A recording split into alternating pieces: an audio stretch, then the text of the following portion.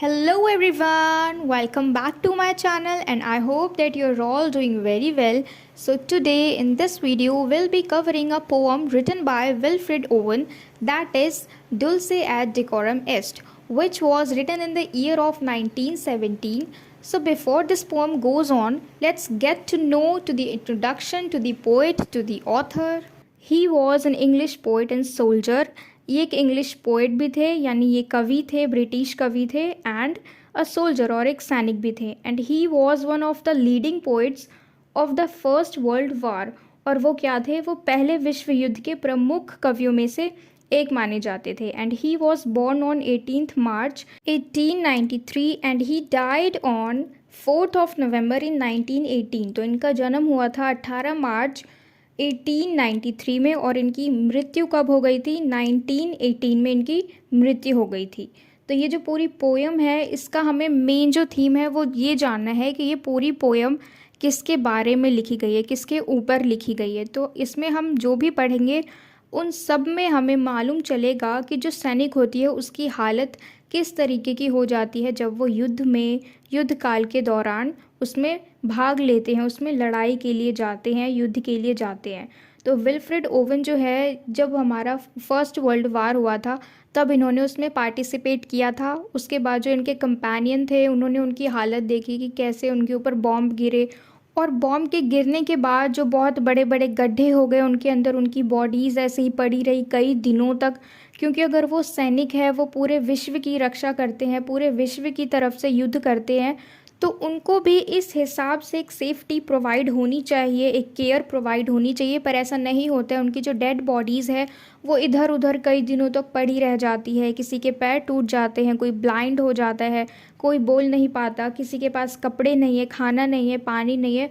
तो वो ऐसी ही हालत में कई कई दिनों तक ज़िंदा रहते हैं, और अगर उनकी हालत बुरी हो गई तो फिर वो वहीं पे मर भी जाते हैं। तो इस पूरी पोयम में मेन हम उनकी जो प्लाइट है, जो उनकी बुरी दुर्दशा है, हम उसके बारे में जानेंगे।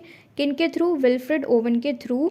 और इन्होंने अपने इस एक्सपीरियंस को इस पोयम में लिखा है। ठीक है, तो ये पूरा एक पोयम जो है इनका एक्सपीरियंस हम कह सकते हैं। तो पोयम हम शुरू करें उससे पहले हम अपने इस पूरे टाइटल का मीनिंग समझ लेते हैं, जो कि है डुल्से एट डेकोरम एस्ट। ये हमारा टाइटल है और इसका मीनिंग है it is okay to die for your country, कि अपनी कंट्री के लिए मर जाना इट इज़ ओके, इसमें कोई गलत बात नहीं है। ठीक है, पर इसका जो ये मीनिंग है कि it is okay to die for your country, इसका ये मीनिंग पहले था। ठीक है, जब हम पहले पढ़ते थे इसको तो ऐसी बातें पहले मानी जाती थी। और डुल्से डेकोरम एस्ट, इसका मीनिंग अब चेंज हो गया है। अब इसका मतलब है कि सैनिकों को अप्रिशिएट करके, उनको प्रोत्साहित करके युद्ध के झांसे में डालना, यानी उनको फंसाकर युद्ध के लिए मोटिवेट करना, उनको लड़वाना।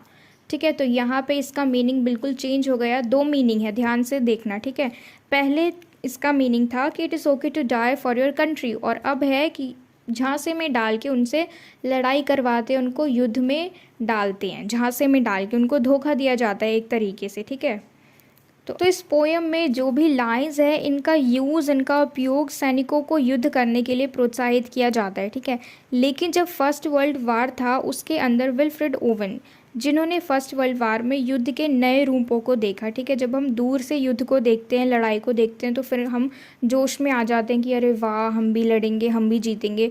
लेकिन जब वो खुद गए उस युद्ध में, जब उन्होंने खुद पार्टिसिपेट किया, तो उन्होंने बहुत ही नज़दीक से उस चीज़ को देखा। और उसके बाद जो लाइंस इन्होंने अपनी पोयम में यूज़ किया है उसका मीनिंग बिल्कुल चेंज हो गया। अब पहले कुछ और था, पहले था कि it is okay to die for your country, कि अपनी कंट्री के लिए मरना कोई गलत बात नहीं है। ठीक है, और अब इसका मतलब है कि सैनिकों को ज़बरदस्ती उनको मोटिवेट करके, गलत तरीके से प्रोत्साहित करके उनको युद्ध में डालना। तो ये जो लाइंस हैं इनका मीनिंग अब चेंज हो गया है।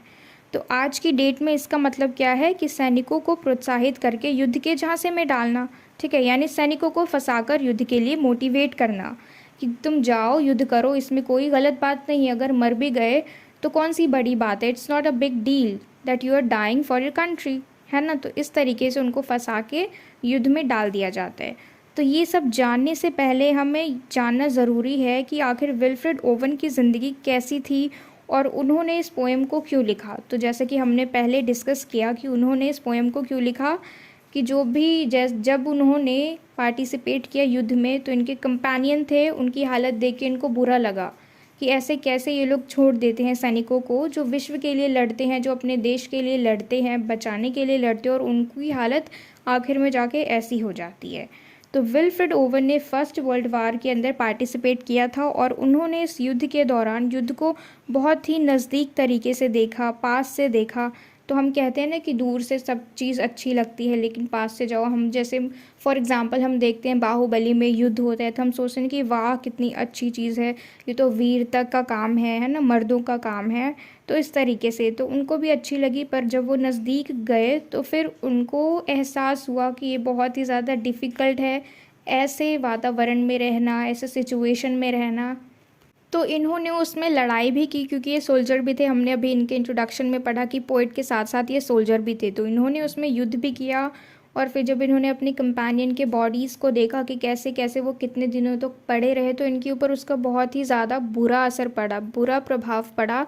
तो उससे बाहर निकलने के लिए इनको वार हॉस्पिटल में लेके जाया गया, जिसके बाद इनकी एक कवि से मुलाकात हुई। तो इन्होंने अपनी सारी जो भी एक्सपीरियंस थे, सारी चीज़ें उनको बताई। तो फिर उन्होंने कहा कि ये जो भी तुम्हारा एक्सपीरियंस है इनको तुम पोएम के थ्रू लिखो, अपने सारे एक्सपीरियंस को पोएम के थ्रू लिखो।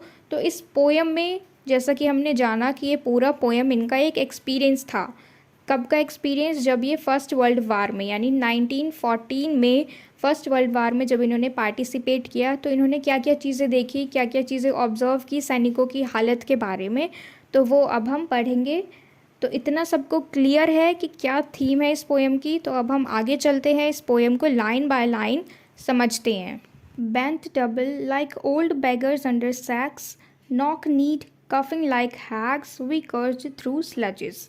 अब बेंट डाउन का क्या मतलब है कि जिस तरीके से हम कभी कभी डर के मारे कोने में जाके बैठ जाते हैं या फिर हम उदास होते हैं या रोने लग जाते हैं, तो उस कंडीशन में हम क्या करते हैं, बिल्कुल ही हम अपने दोनों पैरों को अपने सीने से चिपका के बैठ जाते हैं और अपने हाथों से अपने दोनों पैरों को पकड़ लेते हैं। तो बेंट डाउन का मतलब है कि उस तरीके से बैठे हुए हैं, लाइक एन ओल्ड बेगर्स, जिस तरीके से बूढ़े गरीब भिखारी होते हैं और अपने ऊपर अंडर सेक्स यानी अपने ऊपर कुछ छोटा मोटा कपड़ा रख के मुंह ढक के बैठ जाते हैं। ठीक है, तो इस तरीके से हम बैठे हुए हैं। कौन? पोएट और उनके साथी।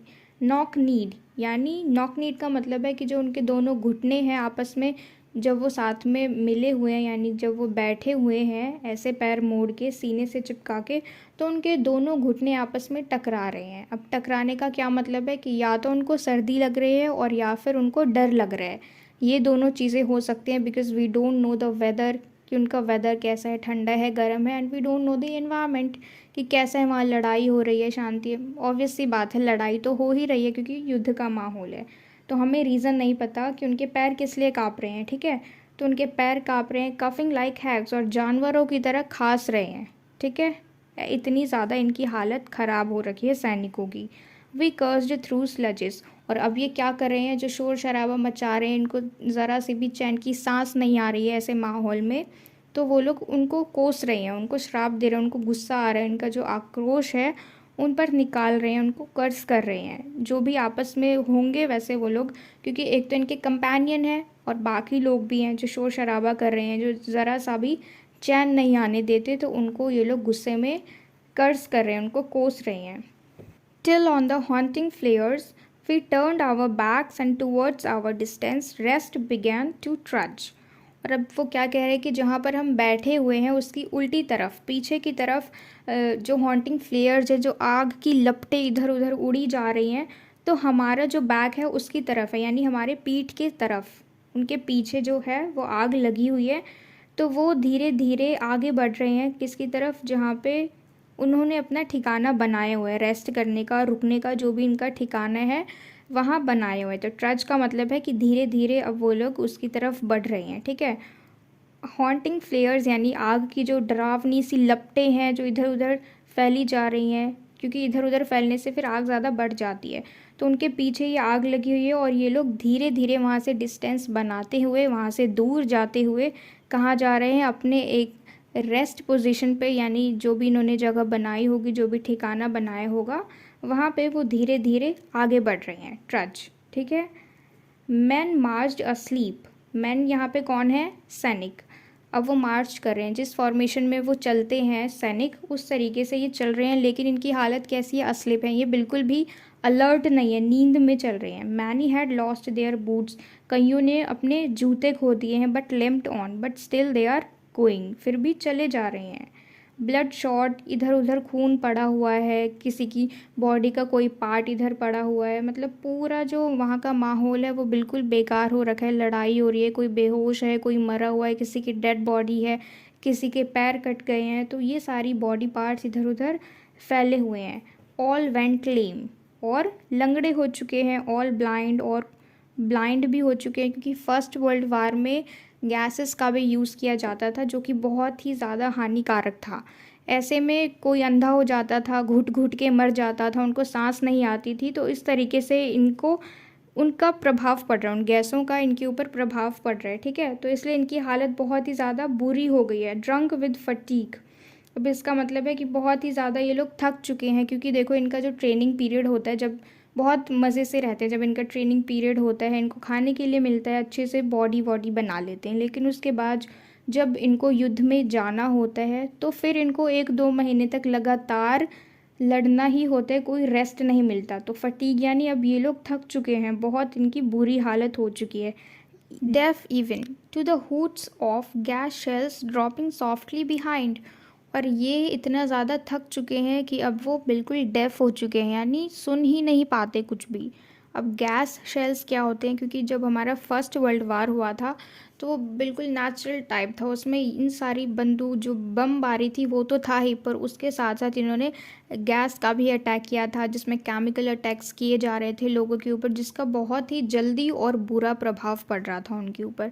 तो यहाँ पे डेफ का मतलब है कि जब वो लोग गैस को रिलीज़ कर रहे थे, या फिर जो भी उनका सिलेंडर था गैस का, उसको जब वो लोग फेंक रहे थे, तो उसकी आवाज़ भी इनको नहीं सुनाई दे रही थी, भले वो पीछे ही है, उनके पीठ पीछे ही है। Even then they are not able to listen, उनको सुनाई ही नहीं दे रहा था। क्यों? क्योंकि वो बहरे हो चुके हैं, डेफ हो चुके हैं। इतना इन्होंने सफ़र किया शुरू से लेके अभी तक, और इनकी अब ऐसी हालत हो चुकी है, किसी के पैर टूट गए हैं, कोई ब्लाइंड हो गया है, कोई लंगड़ा हो गया है, किसी को सुनाई नहीं दे रहा। और ये जो गैस शेल्स की बात की जा रही है, बहुत ही ज़्यादा डेंजरस होता था, और क्योंकि ये केमिकल है तो इसका बहुत ही जल्दी रिएक्शन होता था, क्विक रिएक्शन होता था।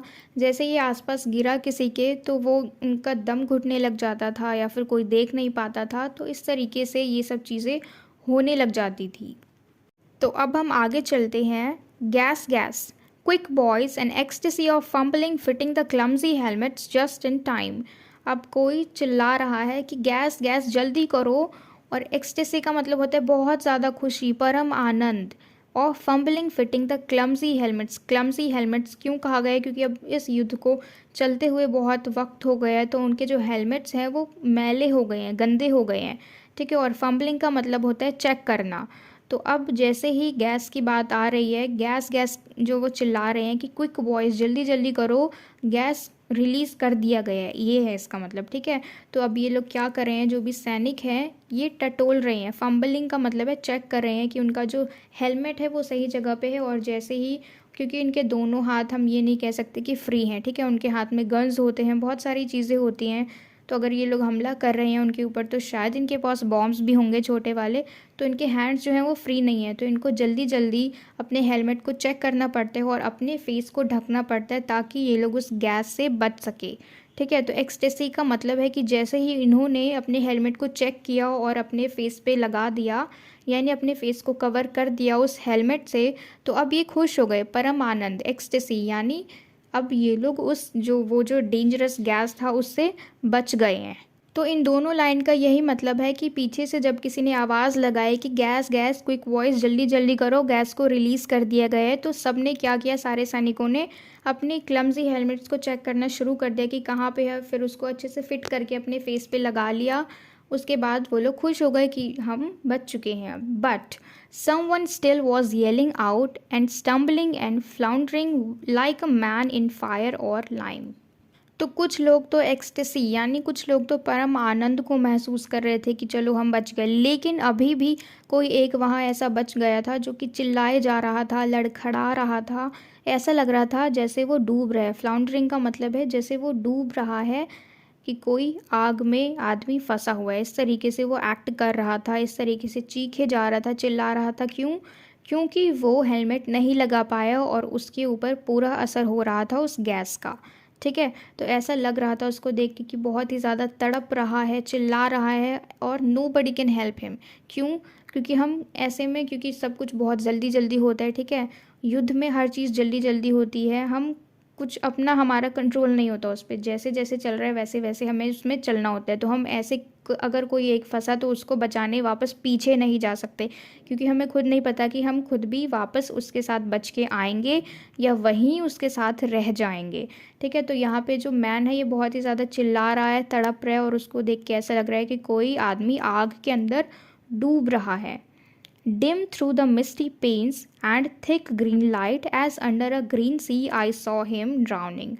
और डिम का क्या मतलब है? अब जो लोग उसको देख रहे हैं, यानी जो बच चुके हैं, जिन्होंने हेलमेट्स लगा लिए हैं, तो उनको अब हेलमेट का जो शीशा है उससे हर चीज़ धुंधली नज़र आ रही है। एक तो वो साफ़ नहीं है, क्लमसी हेलमेट हमने पढ़ा है ना, एक तो वो साफ़ नहीं है, तो उससे सब कुछ धुंधली धुंधली सी नज़र आ रही है। और मिस्टी पेंस का मतलब है जो उसका शीशा है उस हेलमेट का, वो बिल्कुल ही धुंधला सा है, मिस्टी है, एंड थिक ग्रीन लाइट, और उसके ऊपर हल्का हल्का थोड़ा सा ग्रीन ग्रीन कलर का उसका जो शीशा है वो है। ठीक है, तो ऐसे में क्या लग रहा है, क्योंकि धुंधला भी है और उसका लाइट जो है शीशे का वो हल्का सा ग्रीन भी है, तो अब उसको क्या लग रहा है कि कोई इंसान है जो कि ग्रीन सी के अंदर डूबे जा रहा है, डूबे जा रहा है, डूबे जा रहा है, और कोई नहीं है उसको बचाने के लिए।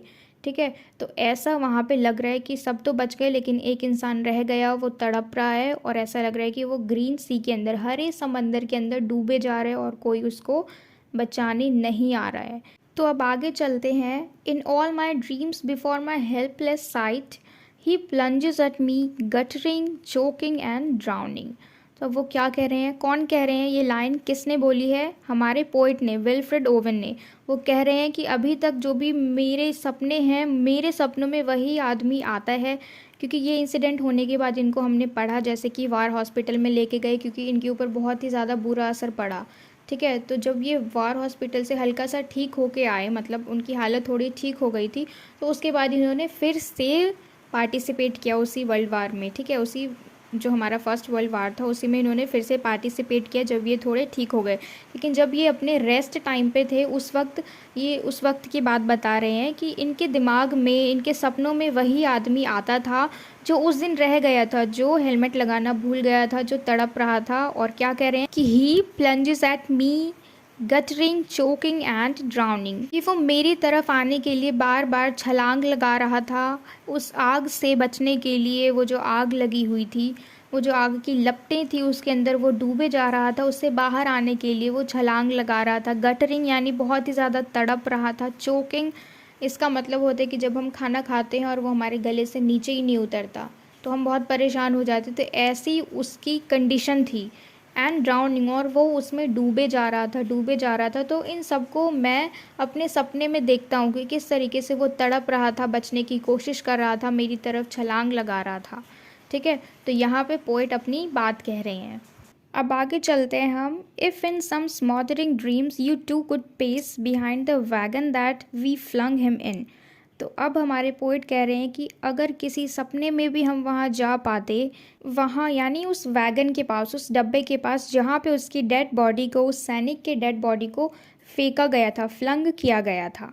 ठीक है, तो अगर हम उस डब्बे के पास जा पाते and watch the white eyes writhing in his face, और फिर हम वहाँ पे जाके देखते कि उसकी जो वाइट कलर की आंखें हैं, वाइट आंखों का मतलब है क्योंकि वो मर चुका है, अब मरने की हालत में है, ऐसी उसकी हालत हो रखी है, तो उस वक्त इंसानों की आंखें जो है वो थोड़ी थोड़ी वाइट होने लग जाती हैं। रिदिंग का मतलब है कि उसकी आंखें, उसे तड़पना कह सकते हैं हम, उसकी आंखें इधर उधर घूम रही हैं, मूव कर रही हैं तड़पने की वजह से। उसके फेस पे ये सारी चीज़ें नेचुरली हम देख सकते हैं अगर हम उस डब्बे के पास गए तो।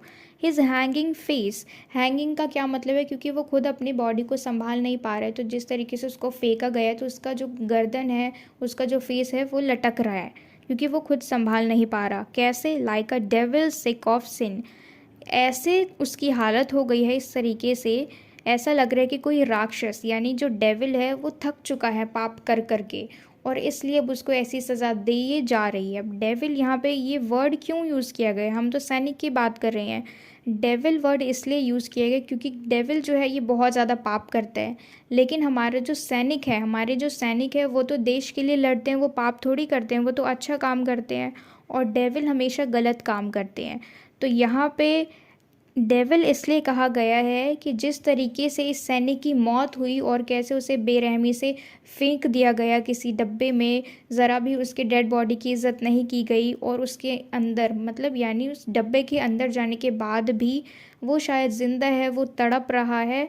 ठीक है, उसको हम देख के समझ सकते हैं, और ऐसा लग रहा है कि जैसे कोई डेविल है, उसको सज़ा मिल रही है, और इतनी ज़्यादा सज़ा मिल रही है कि अब डेविल भी थक गया है और अब वो आगे कोई पाप नहीं करेगा। तो ऐसे उसको सज़ा मिल रही है जैसे कि कोई डेविल हो। तो यहाँ पे डेविल इसलिए कहा गया है क्योंकि दोनों में बहुत ही ज़्यादा अंतर है। डेविल बुरे काम करते हैं, सैनिक तो हमारा अच्छा काम कर रहा है, वो देश के लिए लड़ रहा है, उसकी क्या गलती है ना? उसने कोई पाप नहीं किया। दोनों के अपोजिट अपोजिट काम है। तो इसलिए जो उनकी मृत्यु हुई है वो भी अलग तरीके से होनी चाहिए, लेकिन यहाँ पे जिस तरीके से किसी डेविल को सज़ा दी जाती है, किसी राक्षस को सज़ा दी जाती है, तो यहाँ पे इसमें बहुत ज़्यादा सिमिलैरिटी है कि इतने अच्छे सैनिक को भी ऐसे मारा जा रहा है, उसकी डेड बॉडी को ऐसे फेंका जा रहा है, उसकी कोई इज़्ज़त नहीं की जा रही है। क्योंकि युद्ध के दौरान किसी के पास इतना टाइम नहीं है कि वो उसकी बॉडी को प्यार से उठाए, लेके जाए, उसके ऊपर फूल वगैरह डाले। नहीं, वो क्या करते हैं, जल्दीबाजी में ऐसे ही बॉडी को उठा के इधर उधर रख के आ जाते हैं, इधर उधर फेंक के आ जाते हैं, कोई कदर नहीं होती है। ठीक है, जल्दीबाजी में जो करना होता है उनको वो कर देती हैं।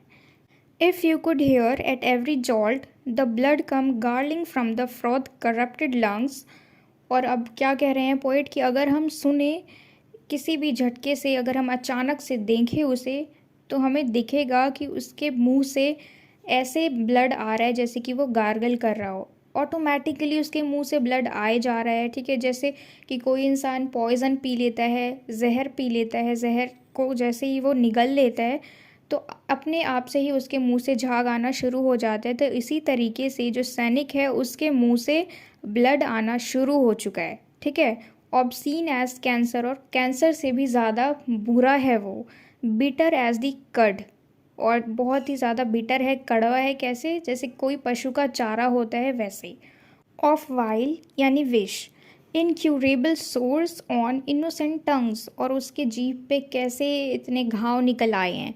तो ये कितनी बुरी हालत हो गई है उस सैनिक की कि मतलब वो हमारे देश के लिए लड़ने भी जाए, उसके बाद न उसके पास खाने का ठिकाना है, न रहने का ठिकाना है, न पहनने का ठिकाना है, और उसके बाद जो गैस अटैक हुए केमिकल की वजह से उसका जो पूरा बॉडी है वो ख़राब हो गया, किसी के पैर कट गए, कोई सुनना बंद कर दिया किसी ने, किसी की नज़रें चली गई, कोई बहरा हो गया, गूंगा हो गया, लंगड़ा हो गया।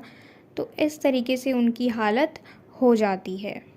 तो पोएट का कहने का मतलब है कि जब वो देश के लिए इतना कर रहे हैं तो कितना बुरा होता है एक सैनिक के साथ कि जब वो मर जाए उनकी डेड बॉडी के साथ। यहाँ पे हम देख सकते हैं कि ये सैनिक प्रॉपर मरा भी नहीं है। ठीक है, वो अभी भी इस पूरे दर्द को फील कर रहा है, तड़प रहा है।